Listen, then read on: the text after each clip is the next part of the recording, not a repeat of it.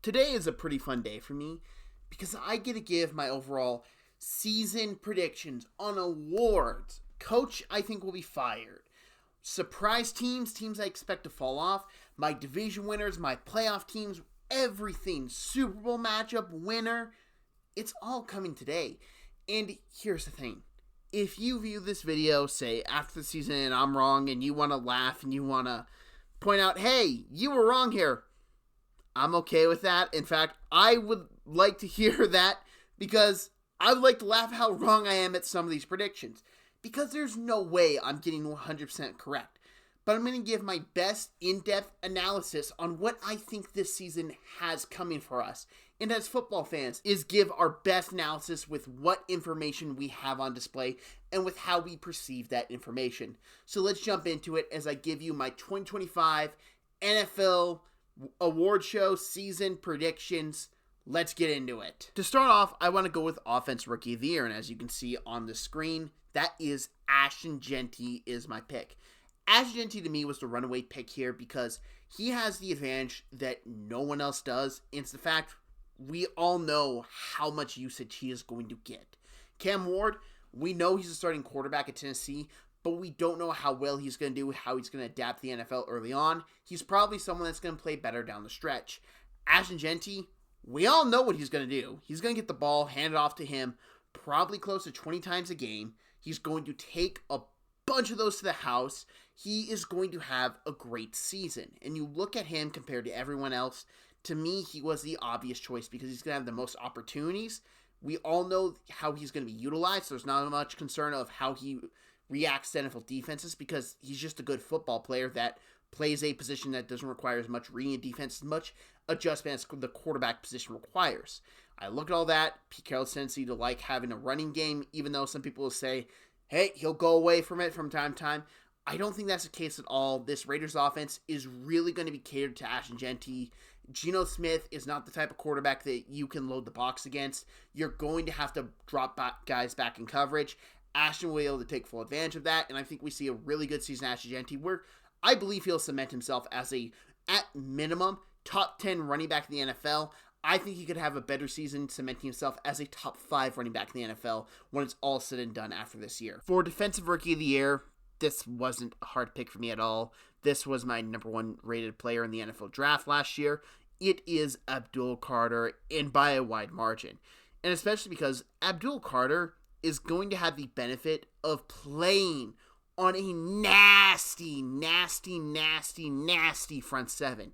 He's not going to get as much attention as a Dexter Lawrence will. And that's really going to make him flourish. He's going to get a lot of one-on-one matchups that he's going to be able to take full advantage of. He's a great pass rusher, but he can also play in the run game very well.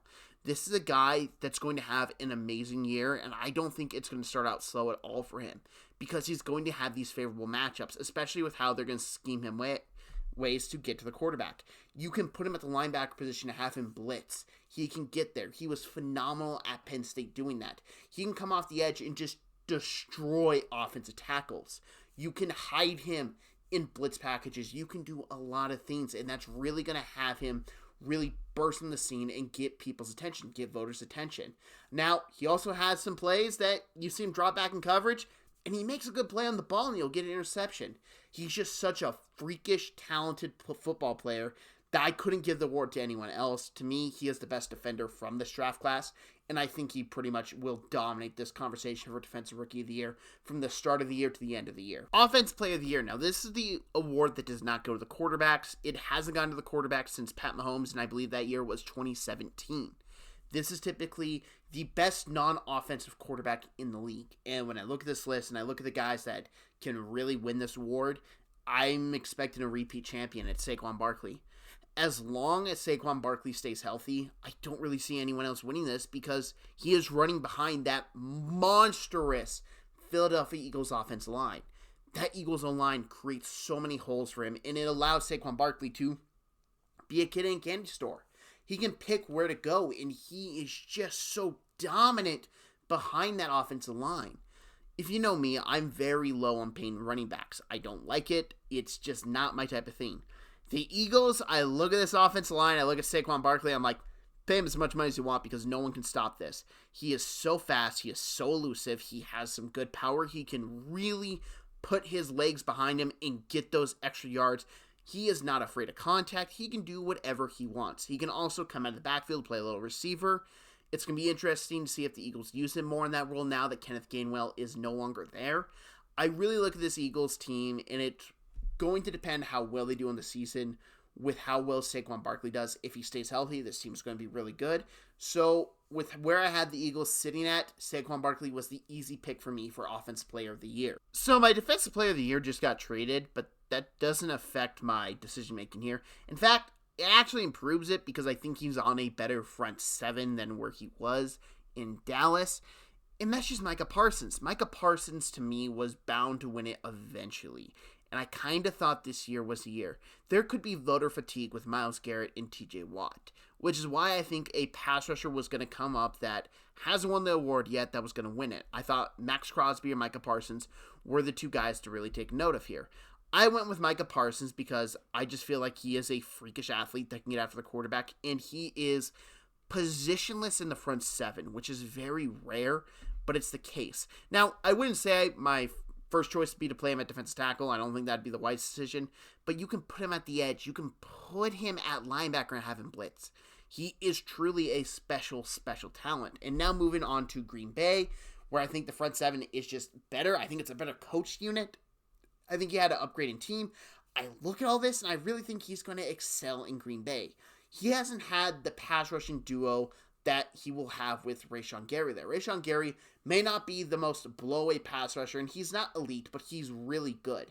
DeMarcus Lawrence was the closest one we had to that, and he is not what he once was. Father Time has very much limited him as he's gone on in age, and he's been more of a run defender, veteran-type locker room guy. That's not Rashawn Gary. Rashawn Gary can still get after the quarterback. He can still do really well, which means Micah Parsons may get forgotten on some plays, which is very scary to think about, but that's just how much of a better fit he is in Green Bay. He's going to dominate. He's going to have a great year, and he's most likely going to win this award if I am correct on the Packers this year. I overall think he's bound to take it eventually, so I'm just going to take my guess and say he wins it this year. Now, my Coach of the Year. And this is going to surprise a lot of people. And listen, I'm not going to give away too much here because this team will be appearing later on in the video. It's Brian Daboll. And this is because I am higher than most on the Giants. And that's a real big thing I have to consider. This award goes to the coach we didn't see coming out of nowhere. And that's, I think, Brian Daboll and the New York Football Giants. I like their team a bunch. I think Brian Daboll is an excellent football coach. He's just been hampered with not so good quarterback play, some bad roster construction by the front office. I believe we're out of that era of the Giants, and we're currently looking at a new era, and I really like with what Brian Daboll has here with the Giants team, and I think they're going to be better than most people expect. And with how this award is voted on by the media, those are the guys that win it, is where the team surprises people. So my vote for this is Brian Daboll to win Coach of the Year. My MVP pick is Josh Allen, and this was really a four-horse race. This was the four best quarterbacks in my opinion, and I debated between them. It was Allen, Jackson, Burrow, Mahomes. And I really thought about this, and ironically, the second place guy wasn't Jackson like a lot of people would expect. It wasn't Mahomes. I really debate Joe Burrow here because when I looked at the award, it was MVP, most valuable player, and you take Joe Burrow off the Bengals, boy, that team sucks. But at the end of the day, I just couldn't pull the trigger on it because I just don't know if the Bengals will make the playoffs, and I need to pick a team that I feel very secure in selecting that will make the playoffs. They have a easy division to win, in my opinion. They upgraded a receiver. I really love the addition of Josh Palmer. And this Bills team is just really, really good. I think they can really take the league by storm this year, and I have them predicted to do some really good things this year. Josh Allen is the conductor of that team. They go as far as he goes. Now, there have been issues in the playoff games where you can say, well, he has failed them or his receivers have failed them. It's whatever you want to call this, the regular season award, And Josh Allen, the regular season, is one of the most fun players to watch. He's also one of the most dynamic players that can take over a game without a doubt. For me, he was the pick for MVP, even though I can see any of the 4 guys I just mentioned win it. I just went with my gut here, and my gut told me Josh Allen. Now time for my 2 surprise teams. The teams I think take the league by storm and really surprise a lot of people and shock them. Number 1, the New York Football Giants. Now, I just mentioned the Giants with Brian Daboll winning Coach of the Year. The Giants, I really do love as a team. Their offense, I think, is massively improved. I'm not saying it's going to be a great offense or maybe even good, but Russell Wilson is a drastic improvement from Daniel Jones. Jameis Winston is a drastic improvement from Daniel Jones. The offense line, I still have my question marks at, but I look at that backfield. Tyrone Tracy and Cam Scatterboo is a great 1-2 punch. Malik Neighbors is the perfect wide receiver for Russell Wilson. They also have Darius Slayton, who is a very serviceable second to third option on the team. They have a really good set of weapons. It's just going to depend on the offensive line. And I do think Russell Wilson does have some juice left in the tank. You watch that Steelers season last year. A big issue I think really changed it was the fact that after they beat the Bengals, the offense changed. Arthur Smith changed the offense to more of what we saw with him in Atlanta, and it didn't work out well, did not mix with Russ. Brian Daboll will always coach to his quarterback's strengths, and as sure Giants fans have saw, he can make some pretty bad quarterbacks look pretty good. Now, the reason though why I think this team is a surprise team that can really be dangerous, that front seven, I mentioned this with Dual Carter, and it's just going to keep on hammering the point home. That front 7 is deadly. They are the best front 7 in the NFL, and they can very well have a top 5 to even top 1 defense in the league this year. It is so dynamic. It is so dangerous. They can stop the run. They can get after the quarterback. And I know people are like, well, their corners aren't that great. And I would agree. I have some question marks in their corners. Guess what? What's the best way to help out issues at secondary? Have players that can win fast. Get pressure on that quarterback. The Giants have that, and they are going to take full advantage of that ability and really abuse some quarterbacks this year. I am fully expecting the Giants to surprise a lot of people. I see a lot of people are very low on them. They think they're going to be one of the worst teams in the league. I'm telling you now, buy stock in them right this second. My second surprise team is the Jacksonville Jaguars, and I know a lot of people will look at this and scoff this off too. The Jaguars got such a massive upgrade in coaching, in my opinion. I am a big Liam Cohen guy. I am very anti-Doug Peterson. That alone drastically improves in my rankings. I think that defense has a lot of talent. Travis Hunter is going to be very fascinating to watch play this year. How many snaps he can get at wide receiver versus cornerback every single game. Fascinating to watch, in my opinion. That pass rush is pretty good. Trayvon Walker has been developing every single year, and Josh Allen is one of the most underrated edge rushers in the NFL. Then we look at offense. I know everyone's low on Trevor Lawrence. I will argue Trevor Lawrence has not had a good offensive mind coach him since Clemson. I don't think Urban Meyer was that good for the NFL, and I definitely do not think Doug Peterson was all what he was cracked up to be from his early times in Philly to pretty much his time in Jacksonville. It was not good, and Liam Cohen knows how to very much play to his quarterback strengths. They're going to have a better run game because Liam Cohen's a very good run game coach. And you look at the receivers. Trevor Lawrence has, let's look, Brian Thomas Jr., Travis Hunter, and De'Ami Brown. Those guys are really good, and they're going to be a very fun group to watch this year. So I would advise everyone, pay attention to Jaguars, because they got such a massive improvement at coaching, it's not even funny. Now for my 2 fall-off teams. And number 1, I'm just going to peel the Band-Aid off because this will be disagreed upon. The Washington Commanders I have fallen off. Now, for a lot of people that don't remember the end of the season, the Commanders nearly missed the playoffs. It was down to the final couple weeks, and they got in as the 6th seed. Now, what they did do in the playoffs was very impressive. But I just didn't think it was sustainable because I looked at that defense and I thought, oh dear God, is it horrible? And it still is. They did not really improve in the offseason. They lost Jonathan Allen and replaced him with Javon Kinlaw. I am very much not a Javon Kinlaw fan. And I just look at this defense. I don't see the pass rush. I think they got worse than the defensive line getting rid of Jonathan Allen. And now I I can't say they're going to do all that good, especially for the fact they are an older team.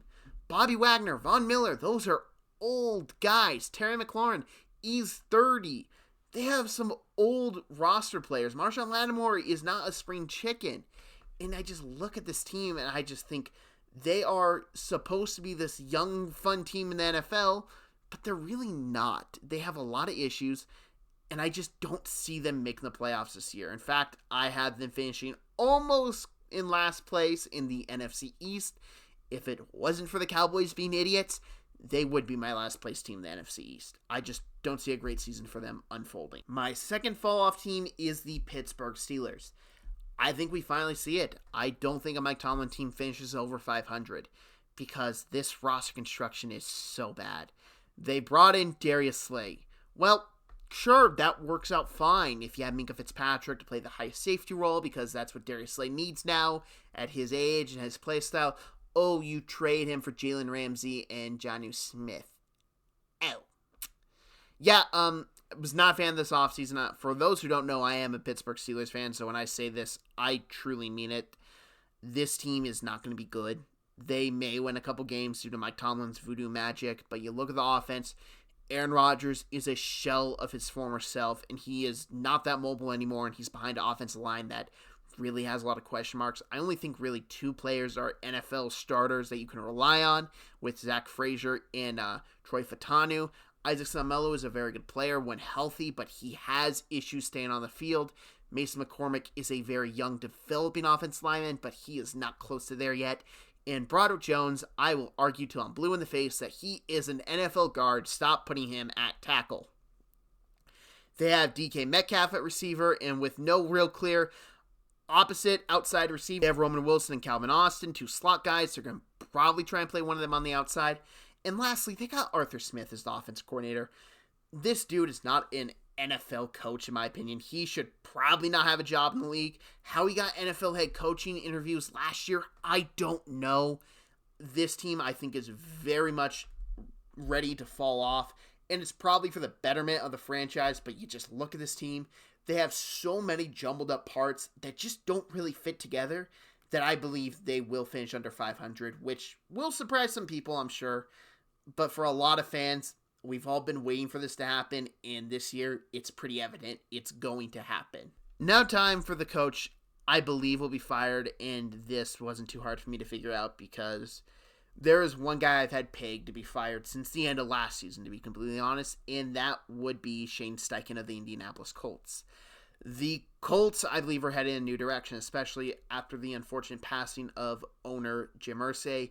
You have new minds running that team now, and I expect a clean sweep. Not many people I expect to be there next year. We're going to see Chris Ballard get fired. We're going to see Shane Steichen get fired, and we're just going to see new people brought in to work with this team. And you look at the players, there are some really talented football players on this team. Yes, they have some really talented receivers. They have some really talented defenders. But they're going to the NFL season with their starting quarterback being Daniel Jones, the backup being Anthony Richardson, two guys that just haven't worked out all too well in the NFL. Daniel Jones had one really good year behind one of the best quarterback coaches in the league in Brian Daboll. I don't see this working out too well, and I think the Colts will be battling for the first pick. They're not my choice for the first pick. We'll get to that in a second, who I think will be picking first in the NFL draft next year. But I look at this Colts team, and I just don't see much hope and optimism that Shane Steichen will be keeping his job. I think this is a clean sweep. This team is not good, and it's really going to reflect that in the record come the end of the year. Does he finish out the season? I believe so. I believe him and Ballard will be fired after the season because the Colts, that's kind of what they do. Unless there's a big issue with the coach and some people in ownership or front office, they usually hold on the guys to the end of the season. So that's what I would expect to happen. For the team I have pegged to finish in last place in the entire NFL, it is the New Orleans Saints. The Saints quarterback position is rough, to say the very least. I am not a Spencer Rattler guy, and especially behind a not-so-good offensive line, I don't think he'll be able to do much at all. I really do like Kellen Moore as the head coach, but I think Mickey Loomis, he needs to be removed. He needs to be given one of those removal, upgrade, and position type roles. I don't know how you do it. It's just, he's clearly not a good NFL GM anymore. And the Saints, they're headed towards a dark, dark realm of days. I don't think this team is that good, and I wouldn't be shocked if they start to sell off some players at the trade deadline. I would not be shocked if we see Alvin Kamara moved. I would not be shocked if we see Cameron Jordan move. It depends if they want to finish their career as Saints or if they want to ring chase, really, in my opinion. But this team, it's not good. Their quarterback room is disastrous. Their defense is just not good. And receivers, you have Chris Olave, but he has history of concussions. There's so many concerns with this team that it's not even funny, and it's why I think they'll be in last place in the NFL. My AFC division winners, and I'm just going to list them all off right here. It would be the Buffalo Bills, Kansas City Chiefs, Baltimore Ravens, and Jacksonville Jaguars. Now, I think these 4 teams are going to win their division. The closest one I think that can really be up for debate is the Jaguars. You can make the debate that the Texans are still the best team in that division. I'd understand that, but my argument is that Texas offensive line, I really do not like it. I have so many concerns with it, and I believe the Jaguars upgrade so much at the coach position that I think they will steal that division away from the Texans. The Ravens, they are the only stable team in the AFC North, both mentally and on the field. You look at that team, like the Bengals are their closest competition, but that defense cannot stop anything. So the Ravens, to me, are the easy choice there. Chiefs, this was actually harder because I think the AFC West is a murderer's division, but it would feel wrong to pick against the Chiefs. My rule is I don't pick them to go to the Super Bowl because it's boring, but when it comes to division winner, I can't say, oh, the Broncos, oh, the Chargers, oh, the Raiders. It just wouldn't make sense to me. The Chiefs are the best team in that division. They've been to the Super Bowl for 3 years in a row, and I don't all of a sudden expect them to fall into the abyss and not win their division. And lastly, and this is my overall number 1 seed in the AFC, would be the Buffalo Bills. The reason as to why is I think they will smoke their division. Even the Ravens, AFC North football, things get weird. AFC East football, the Jets, they don't look too good. The Dolphins, the Bills know how to beat them. And the Patriots, I think, are on their way up. But the Bills, I think, will overall just beat them pretty soundly. I look at the AFC East. To me, it's the easiest division for one of these teams to sweep in general. So the Bills are my number 1 overall seed in the AFC. Now, my NFC division winners are the Philadelphia Eagles, who I have as the number 1 overall seed. It would feel wrong to pick anyone else to be the number 1 overall seed other than the Eagles. They are so loaded just everywhere on that team. It's hard for me to really poke a hole at them and say, oh yeah, they will finish second place in the NFC. Their team is loaded. They know how to win football games. Saquon Barkley can ice the game. He is so hard to tackle when you're really trying to get the ball back. They're just going to run the clock with Barkley. That defense, even if you do get the ball back, that defense is filled with monsters. It is hard for me not to pick the Eagles to be the 1 seed. Then I have the rest of the division winners as the Green Bay Packers. I had the Lions as this until the Micah Parsons stuff came up, but I looked at the Packers, adding Parsons. I love that roster now so much more. I think of them so highly now. So the Packers take the NFC North. The NFC West, Los Angeles Rams. The Los Angeles Rams, I am a little terrified of what's going on with Matt Stafford. His back, it scares me a good bit. I overall hope he's okay, but at this point, with how long this has been dragging out, I can't say for certain how healthy he is. So it wouldn't shock me if another NFC West team came up and won that division. And last but not least, the Tampa Bay Buccaneers. And the Buccaneers, I just couldn't pick anyone else. To me, this was a real runaway for them in the division. This, outside of the NFC East, was the easiest division to pick because that Bucs team is so well coached. They have so many good offense weapons. That defense should be better. Finally bringing in a pass rusher, Hassan Reddick. To me, the Bucs were the easy choice for the NFC South. My AFC wildcard teams. This will be probably short and simple. The Los Angeles Chargers. Little concerned with Slater's injury, but I overall think this team's too good. The Texans. They were so close to Jaguars, and I would have had the Jaguars make the playoffs if I had the Texans winning it, so vice versa. Texans make it. And last, but certainly not least, Cincinnati Bengals. I just can't bet against this offense as much as I want to because that defense, the offense is so good. It's so dynamic. I don't know if anyone can stop them, so I think they can win 9 to 10 games and sneak their way into the playoffs as the 7th seed. Another short and to the point, my NFC wildcard teams, I have the Detroit Lions, the Atlanta Falcons, and New York Giants. The Giants were the team that really surprised me having this on this list when I started the whole process, when I started creating my season team previews. But the more I dug into them, I just kept on having them jump over teams, and I had them as a 7th seed. Falcons as the 6th seed, it's really determined for me on how much Michael Penix is, how good he is, how much can he do. I like him a good bit. I think the Falcons really tried to fix their defensive line, their front seven with some pass rush help. I don't know how much it's going to help out, but this team did nearly make the playoffs last year, and I think Penix is an upgrade over Kirk Cousins. So some of those games we saw last year with Kirk Cousins not being able to throw the football, I don't think that issue rears its ugly head. And last but certainly not least, the Detroit Lions. And man, the Lions could easily end up being the 1st seed because they just are exactly what they were last year, and it would not shock me at all. But they lost a lot. They lost a lot of guys in the offensive line. They lost their coordinators, obviously. The guys who they lost offensive line concern me way more than losing Ben Johnson or Aaron Glenn, because I overall think that this offense coaching staff is fine. I think Dan Campbell had enough say in it that they will be fine and overall good. So it's why I had them as the 5th seed and probably the most dangerous wildcard team out of any of them in the NFL if this is the case. Now my Super Bowl matchup and my Super Bowl winner. This took a lot of debate for me. In fact, a week ago at the time I'm recording this, I'm recording this the Sunday right before Labor Day. I had a different Super Bowl team from the NFC, and they were my winner. That has changed. Representing the NFC, I have the Green Bay Packers.